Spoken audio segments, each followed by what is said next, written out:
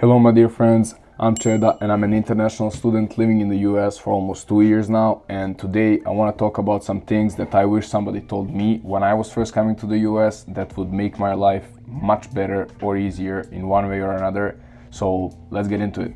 The first thing I want to talk about is the grading system, or how your grade is formed here in the US. In America, the grading system, or what your grade consists of, is much different than in the rest of the world. In Serbia, where I come from, most classes make up the grade the same way. It's about 70% for the written tests, 20% for the verbal tests, and 10% for homeworks and all your assignments. So mostly nobody does any homework, everybody's trying to cheat on their tests because one bad grade can ruin all the other grades you have. But in America, it's much different. The grade you get in each class is mostly made up of your homework, attendance, and classwork, which means all you really need to do to pass the class is show up, do your homework, and do the papers that the teacher gives you in class, which are always very easy.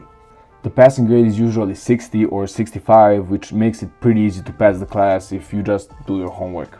In the beginning of the year, you can ask all your teachers how the grade in that class is formed, so you know what to pay the attention to the most. In Europe, the grades are mostly based on knowledge. In America, it's more about the effort you put in. So while we're talking about grades, here's something that I find the most important on this entire list, and that I really wish somebody told me when I was first coming to America. Back in my country, I went to a school for computers, programming, fixing them, all that. So most of my classes I took in my first and second year of high school were very specific in that category. So when I came to my first school in the US, they had no idea what those subjects were, so they just didn't count them at all. Because of that, my GPA was only 2.4, which was awful, and they told me I should either do 2 more years of high school or I should take the hardest classes, which I did, and I failed some of them because it was so hard.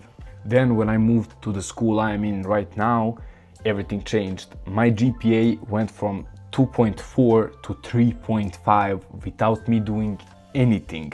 They accepted all my grades from Serbia, and most of the classes were accepted as hard and complex classes, which, like, they gave me more points per class, and that's why my GPA went up so much. So what I'm trying to say is that every state and every school in America has different diploma requirements and different grading systems. So what that means is that in school A, you might need 22 points to graduate and get your diploma, and in school B, you might just need 20. Some schools use weighted GPAs, some don't. Some schools will accept your all classes and some won't.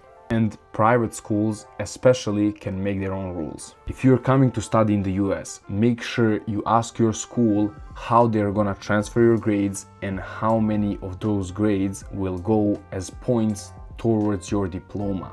Because if you don't, you might end up like me and do a ton of extra work for absolutely nothing.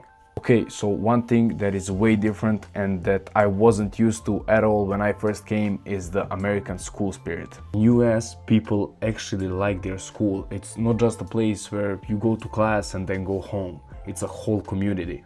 People wear school merch, have school logos on their cars, and when there is a football, soccer, or a basketball game, the whole school shows up to cheer for all of the players and just hype up the atmosphere. At first it's honestly kind of crazy, but later on when you get into it, it's kind of fun. Wanna say hi for the video? Yeah! One of my personal favorites about going to an American school is how people dress on everyday basis. People literally dress the same way they would dress if they were at home. In my case, we need to wear a uniform because I go to a private school, but some days we have no uniform days, and that's when the real outfits come out. Oversized hoodies, Crocs, pajamas, people even wear blankets to school, and it's the most normal thing, like it's the most common thing to do, and like people just don't care what other people think about what they wear, which I like a lot. Another thing I want to mention is the food portion size. I can easily say that food portions in America are huge. For reference, an average school meal would be chicken nuggets and fries and a soda.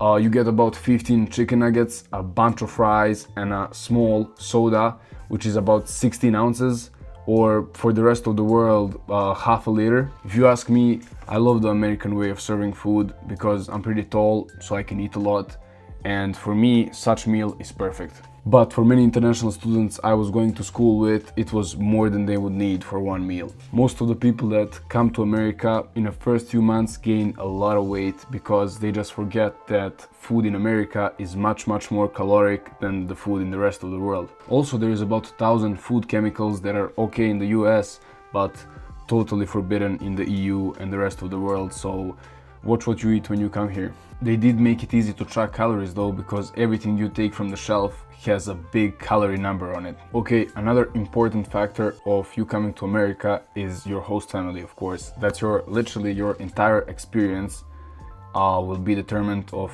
who is gonna take care of you for the time that you're in America.